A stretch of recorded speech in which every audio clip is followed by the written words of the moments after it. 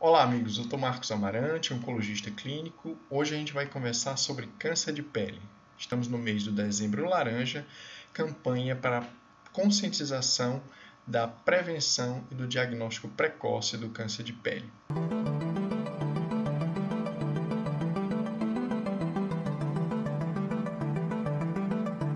Bom, em primeiro lugar, o que é que vem a ser câncer de pele?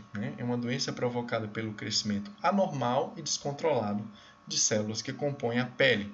Dependendo da célula da qual ele se origina e da camada afetada, é que a gente vai definir os diversos tipos de câncer de pele. Nesse diapositivo aqui, eu coloquei para vocês entenderem quais são aqui as camadas da epiderme, que é a camada mais superficial da pele, né? Então, lá em cima, acompanhe aqui comigo, a gente tem uma camada córnea, que ela funciona como um verniz, que protege externamente a pele. Logo abaixo tem a granulosa, composta por células que vão produzir a queratina, que vai formar a camada córnea.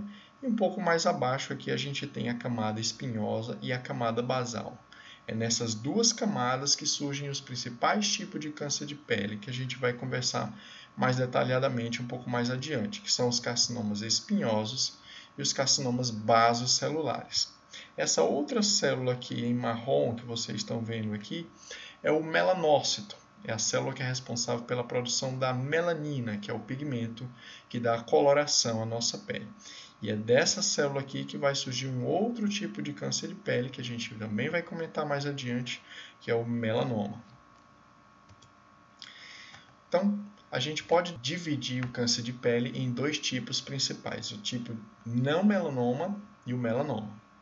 Quando a gente fala do não melanoma, é uma neoplasia que representa cerca de 30% de todos os tumores malignos registrados no nosso país. Então a gente percebe que é o tipo mais frequente de tumor. Mas felizmente ele tem altos percentuais de cura se detectado precocemente. Porém, se não tratado, é uma lesão que pode deixar mutilações e sequelas permanentes. Eu trouxe aqui alguns dados do INCA, Instituto Nacional do Câncer, são dados atualizados de 2020, das estimativas para os casos novos de câncer de pele não melanoma no nosso país. São cerca de 176.930 casos novos de diagnóstico de câncer de pele nesse ano de 2020, sendo 83.770 em homens e 93.160 em mulheres. Bom, os principais fatores de risco para o desenvolvimento do câncer de pele, tanto não melanoma quanto também o melanoma, é principalmente que a exposição prolongada e repetida ao sol. Vale a pena lembrar que a exposição ao sol na infância e na adolescência, ela tem um risco ainda maior do que a exposição já na idade adulta.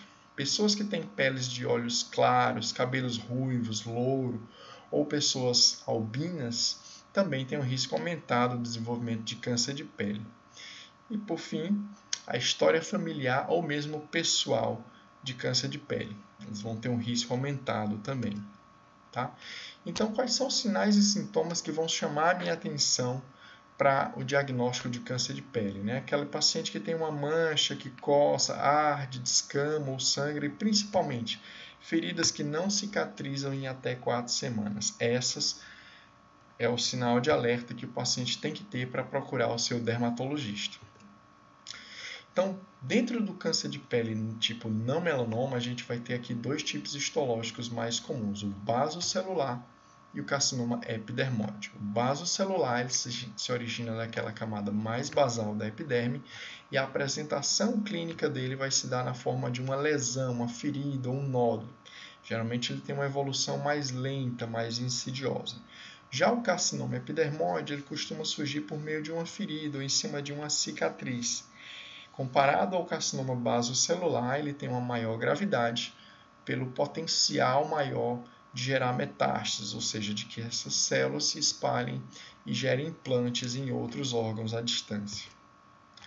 O tratamento do câncer de pele não melanoma, a principal forma de tratamento é com a cirurgia, ou seja, uma ressecção completa da lesão, de preferência com margens livres. O que é que são as margens? Né? Então, é importante que a ressecção seja total da lesão e que não haja resquícios da doença nas bordas, nas margens da ressecção cirúrgica. Eventualmente, em alguns casos, a gente pode associar a radioterapia, principalmente quando a gente tem margens que não puderam ser ampliadas.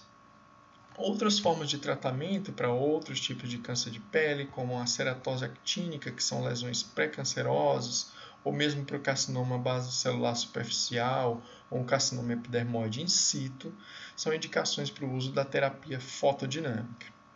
Outras formas alternativas de tratamento, a gente inclui aqui a criocirurgia, né, que nada mais é do que uma cauterização com nitrogênio líquido, ou o uso de imunoterapia tópica, né, que são cremes com agentes imunomoduladores que vão estimular o sistema imunológico a combater aquela lesão do câncer de pele.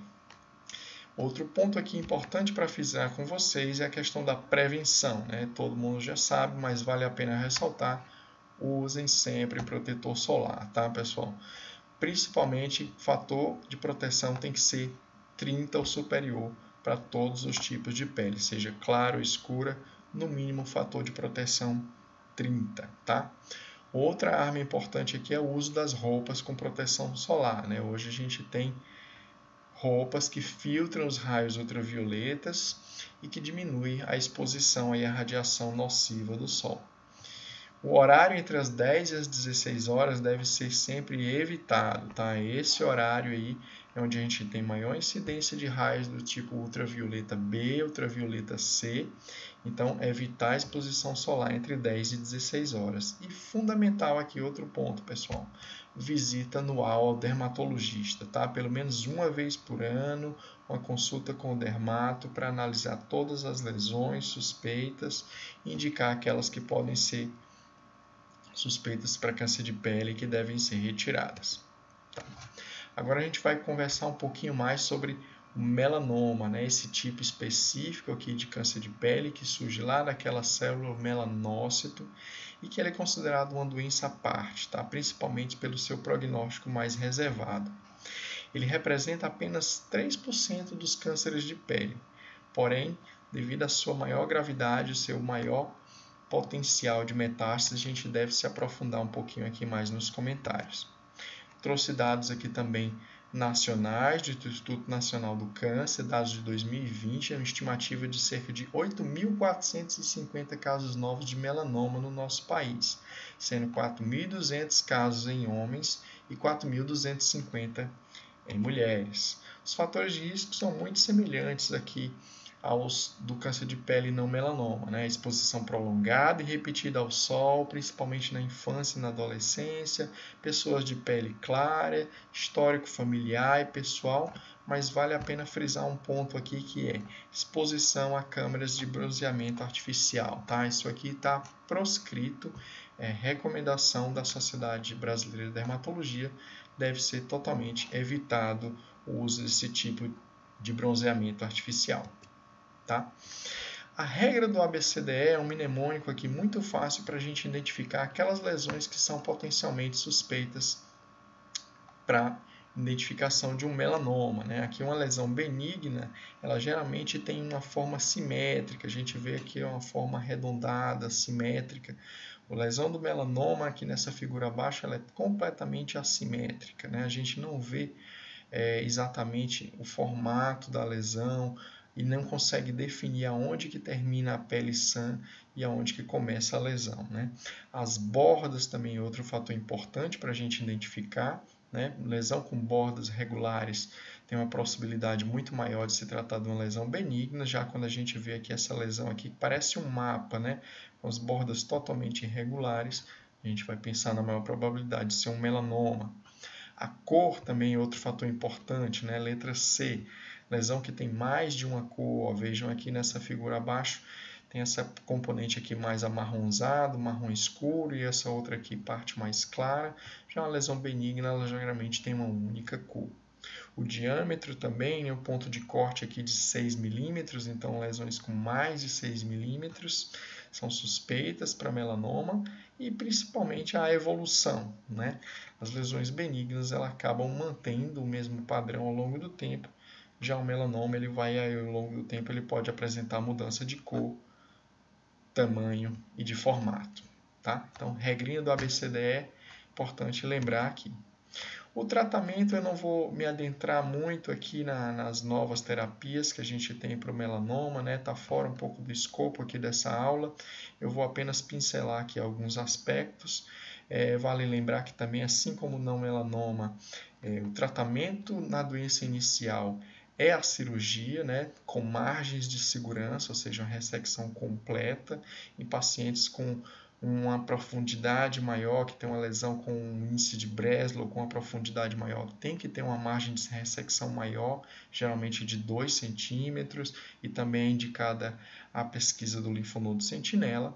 E já em doenças com estágio mais avançado, onde o paciente já tem metástases à distância, aí cabem aqui algumas modalidades de terapia, que inclui cirurgia paliativa, químio e rádio, mas eu vou comentar um pouquinho aqui sobre a imunoterapia, terapia-alvo, né? Essas duas modalidades de tratamento aqui mudaram a história natural da doença, né? Que era uma doença incurável na fase metastática e hoje, em alguns casos, a gente consegue curar pacientes com melanoma metastático com o uso da imunoterapia, que nada mais são do que anticorpos que estimulam o nosso sistema imunológico a reconhecer as células do melanoma e o próprio sistema imunológico irá combater as células cancerígenas, né? E a terapia-alvo são classes de drogas que atuam em alguns alvos intracelulares, aqui como o gene do BRAF, do MEK, né? A gente tem algumas formulações disponíveis no mercado, como o vemurafenib,